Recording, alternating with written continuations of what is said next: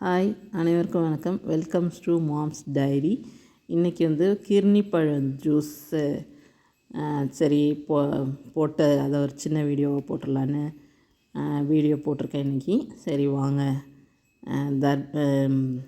கிர்னி பழம் ஜூஸ் எப்படி போடுறதுன்னு பார்க்கலாம்.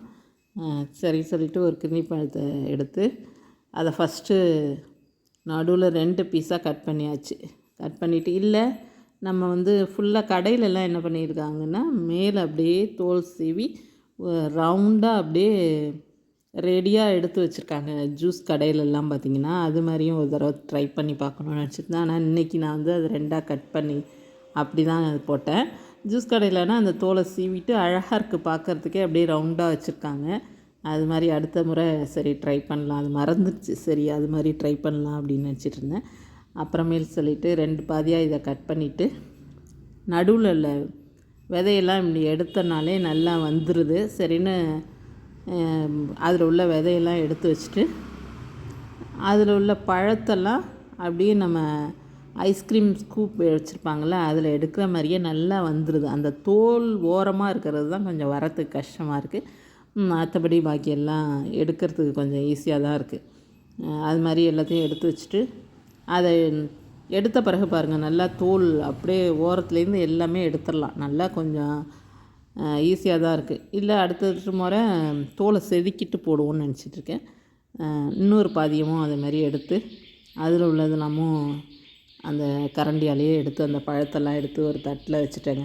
வச்சுட்டு அதுக்கப்புறம் அதை கொஞ்சம் மிக்சியில் எப்படி அடித்தாலும் கொஞ்சம் கிர்னி பழம் சின்ன சின்ன பீஸாக அது இருக்க தான் செய்யும்.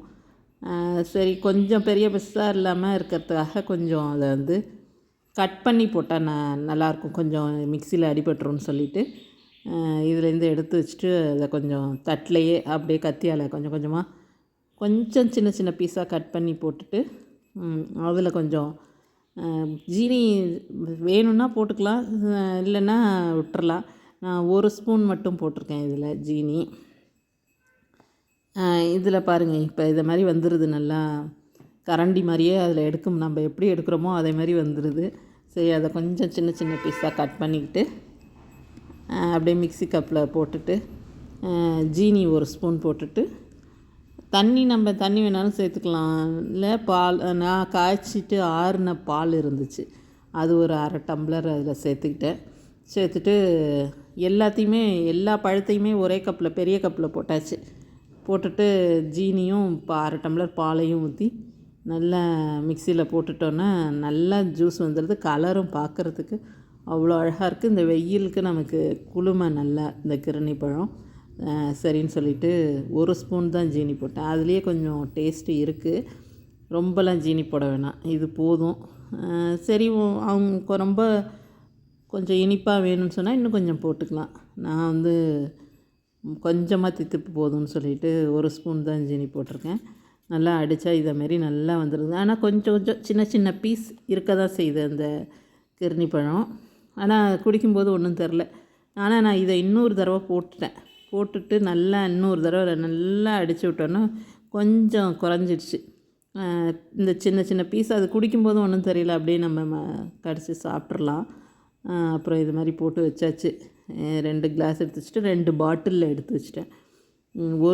ஒரு பாட்டில் தான் எடுத்தேன், இன்னொரு பாட்டிலை எடுக்க விட்டுட்டேன் வீடியோவில். சரின்ட்டு இது மாதிரி ஜூஸ் போட்டு கிளாஸ் டம்ளர் கலர் பாருங்கள் அழகாக இருக்குது பார்க்குறதுக்கே. இதை மாதிரி நல்லா குழந்தையாச்சு பழத்தை. இது உங்களுக்கு பிடிச்சிருந்தால் லைக் பண்ணுங்கள், ஷேர் பண்ணுங்கள். மாம்ஸ் டைரி சேனலை சப்ஸ்கிரைப் பண்ணுங்கள். தேங்க்யூ ஃபார் வாட்சிங். தேங்க்யூ.